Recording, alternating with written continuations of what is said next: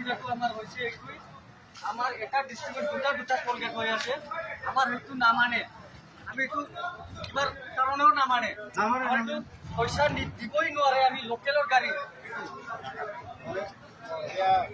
মানে এই দুখন টোল গেটত কিমান আমাৰ 30 কিলোমিটাৰ এবাভ ডিষ্টেঞ্চ, সেইটো আমি মানিব নোৱাৰে। কি বিচাৰে এতিয়া আপোনালোকে? আমি বিচাৰে যে সেইটো টোল গেটটো উঠাব লাগে।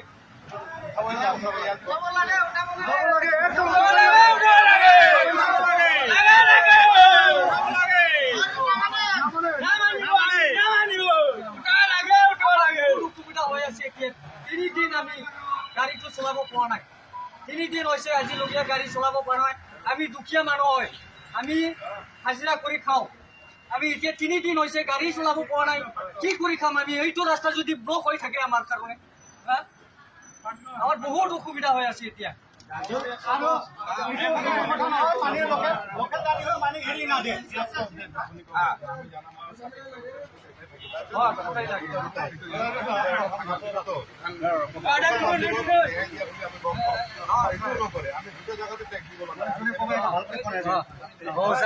जाबाय नालाय मोनसे দাদা আপোনালোকৰ কি সমস্যা হৈছে ৰাইজৰ?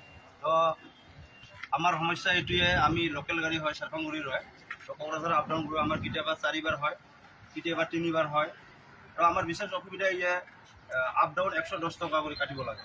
তো আমি 110 টকা আমি কাটিব নোৱাৰোঁ, তো 105 টকা, তো 105 টকা আমি কাটিব নোৱাৰোঁ। তো তাৰ কাৰণে আমি এইটোৱে কামনা কৰোঁ ডিচি মহোদয়ৰ ওচৰত আৰু আমাৰ BTCৰ চিফ প্ৰমোদ বড়ো ছাৰৰ ওচৰত আৰু অসমৰ মুখ্যমন্ত্ৰী ছাৰৰ ওচৰত যে ডিষ্টেঞ্চটো যিমানে হওক টোল গেটত, এইটো আমি ইমান ভিতৰুৱা আমি ক'ব নোৱাৰোঁ। তো আমাৰ লোকেল হিচাপত যিবোৰ লোকেল VIP গাড়ী আছে, লোকেল কমাৰ্চিয়েল গাড়ী আছে, আমি দিনত 5-6বাৰো আপ ডাউন কৰোঁ।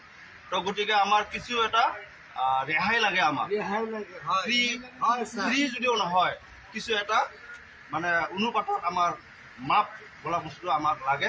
ইয়ে আমাৰ অসমৰ মুখ্যমন্ত্ৰী হিমন্ত বিশ্ব শৰ্মা ছাৰৰ ওচৰলৈ আমাৰ এইটোৱে অনুৰোধ, আপোনাৰ মিডিয়াৰ থ্ৰু দি যাতে আমাৰ এই সমস্যাটো সমাধান কৰি দিয়ে বুলি আমি এইটো আশা ৰাখোঁ। আৰু যদি এই নিউজৰ জৰিয়তে হিমন্ত বিশ্ব শৰ্মা ছাৰে যদি শুনিও নুশুনা কৰি থাকে, আমাৰ কোকৰাঝাৰ DC ছাৰে যদিও শুনিও নুশুনা কৰি থাকে, আমাৰ BTCৰ CM ছাৰ প্ৰমোদ বড়ো ছাৰো যদি শুনিও নুশুনা কৰি থাকে, তেনেহ'লে আমি জনগণ মানে গণ আন্দোলন কৰিব লগা বাধ্যতা হ'ব। আৰু আমি এইটোৱে নিৰ্ধাৰিত কৰি আজি 3 দিন হ'ল আমি গাড়ী চলোৱা নাই। চলাম কেনেকৈ? আমি 105 টকা বা 110 টকা আমি দিব নোৱাৰোঁ। ইয়ে আমাৰ ড্ৰাইভাৰ তৰফৰ পৰা হয়, মই ইয়ে হাত জোৰ কৰি মই অনুৰোধ কৰোঁ যাতে আমাৰ যিটো অভিযোগ, এই অভিযোগটো যাতে আৰু আশাটো যাতে পূৰণ কৰি দিয়ে বুলি মই ইয়ে হাত জোৰ কৰি ড্ৰাইভাৰ সন্থাৰ পৰা মই এইটোৱে আশা ৰাখিলোঁ।